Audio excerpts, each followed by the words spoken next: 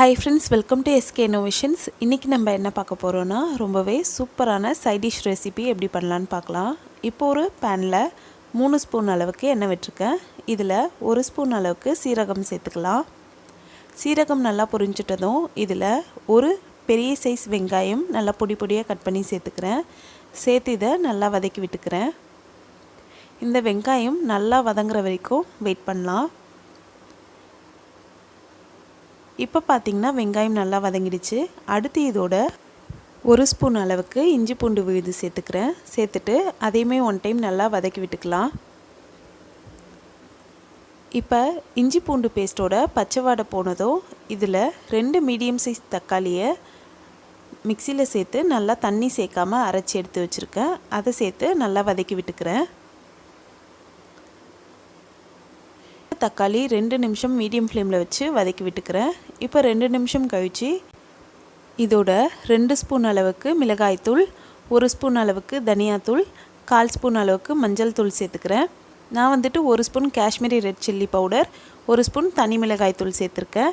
உங்ககிட்ட தனி மிளகாய்த்தூள் காஷ்மீரி மிளகாய்த்தூள்லாம் இல்லாட்டி நீங்கள் 3 ஸ்பூன் அளவுக்கு குழம்பு மிளகாய்த்தூள் சேர்த்துக்கலாம். சேர்த்துட்டு ஒன் டைம் நல்லா வதக்கி விட்டுக்கிறேன். இது நல்லா கலந்துட்ட பிறகு இதோட கொஞ்சமாக பெருங்காயத்தூள் சேர்த்துக்கலாம். சேர்த்துட்டு அதையுமே ஒன் டைம் நல்லா கலந்து விட்டுக்கிறேன். இது கூடவே 3 பச்சை மிளகாய் கீரல்லாம் எதுவுமே போடாமல் அப்படியே முழுசாகவே சேர்த்து ஒன் டைம் கலந்து விட்டுக்கிறேன்.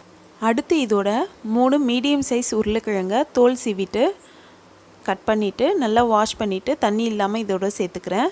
உருளைக்கிழங்கு வேகலாம் வைக்கலை, அப்படியே பச்சை உருளைக்கிழங்கு தான் சேர்த்துருக்கேன். சேர்த்துட்டு 1 நிமிஷத்துக்கு இது நல்லா வதக்கி விட்டுக்கிறேன். இப்போ 1 நிமிஷம் ஆகிடுச்சு. அடுத்து இதோட இந்த கிரேவிக்கு தேவையான அளவுக்கு உப்பு சேர்த்துக்கலாம். சேர்த்துட்டு 1/2 லிட்டர் அளவுக்கு தண்ணி சேர்த்து நல்லா கலந்து விட்டுக்கலாம். நல்லா கலந்து விட்டுட்ட பிறகு ஹை ஃப்ளேமில் வச்சு இதை கொதிக்க வச்சுக்கலாம். இப்போ இது நல்லா கொதிக்க ஆரம்பிச்சிடுச்சு. இந்த டைம் நம்ம லிட் போட்டு மூடிட்டு மீடியம் ஃப்ளேமில் வச்சு 10 நிமிஷம் வேக வச்சு எடுத்துக்கலாம். இப்போ 10 நிமிஷம் ஆகிடுச்சு. பாருங்கள், நம்ம சேர்த்துருக்க தண்ணி பாதி அளவுக்கு குறைஞ்சிருக்கு. இந்த டைமில் நம்ம 1 கப் அளவுக்கு பச்சை பட்டாணி சேர்த்துக்கலாம். நான் இன்றைக்கி ஃப்ரெஷ்ஷான இருக்கிற பச்சை பட்டாணி சேர்த்துருக்கேன். ஒருவேளை நீங்கள் காய்ந்த பச்சை பட்டாணி வச்சுருந்தீங்கன்னா அதை ஊற வச்சுட்டு 2 விசில் விட்டு வேக வச்சிட்ட பிறகு இதில் சேர்த்துக்கோங்க. சேர்த்து ஒன் டைம் நல்லா கலந்து விட்டுட்டு திரும்பவும் நம்ம லிட் போட்டு மூடி ஒரு 10 நிமிஷம் மீடியம் ஃப்ளேமில் வச்சு வேக வச்சுக்கலாம். இப்போ 10 நிமிஷம் ஆகிடுச்சு. பாருங்கள், தண்ணி நல்லாவே ட்ரை ஆகிடுச்சு. இப்போ உருளைக்கிழங்கு வெந்திருக்கான்னு நம்ம ஒன் டைம் செக் பண்ணிக்கலாம். பார்த்திங்கன்னா உருளைக்கிழங்கு நல்லா சாஃப்டாக வெந்திருக்கு. இந்த டைமில் ஒரு 1/2 ஸ்பூன் அளவுக்கு கரம் மசாலா தூள் சேர்த்துக்கலாம். இது கூடவே நீங்கள் கஸ்தூரி மேத்தி சேர்த்துக்க தந்தாலும் சேர்த்துக்கலாம். சேர்த்துட்டு கடைசியாக கொஞ்சமாக கொத்தமல்லி இலைகளை நறுக்கி சேர்த்து ஒன் டைம் நல்லா கலந்து விட்டுக்கலாம். நல்லா கலந்து விட்டுட்ட பிறகு 1 நிமிஷம் சிம் ஃப்ளேமில் அப்படியே வச்சுக்கலாம். இப்போ பார்த்திங்கன்னா 1 நிமிஷம் ஆகிடுச்சு.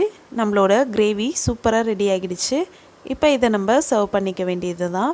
இந்த கிரேவி பார்த்திங்கன்னா இட்லி, தோசை, சப்பாத்தி, பூரி, சாதத்துக்கெலாம் ரொம்பவே சூப்பராக ஆப்ட் ஆகும். கண்டிப்பாக எல்லோரும் ட்ரை பண்ணுங்கள். சாப்பிட்றதுக்கு ரொம்பவே வித்தியாசமான முறையில் சூப்பரான டேஸ்ட்டில் இருக்கும். இந்த வீடியோ உங்களுக்கு பிடிச்சிருந்தால் லைக் பண்ணுங்கள், உங்கள் ஃப்ரெண்ட்ஸோடு ஷேர் பண்ணுங்கள், அண்ட் எப்படி இருந்துச்சுன்னு கமெண்ட் பண்ணுங்கள். நம்ம சேனலை ஃபஸ்ட் டைம் பார்க்குறீங்கன்னா மறக்காமல் சப்ஸ்கிரைப் பண்ணுங்கள். தேங்க்ஸ் ஃபார் வாட்சிங் ஃப்ரெண்ட்ஸ்.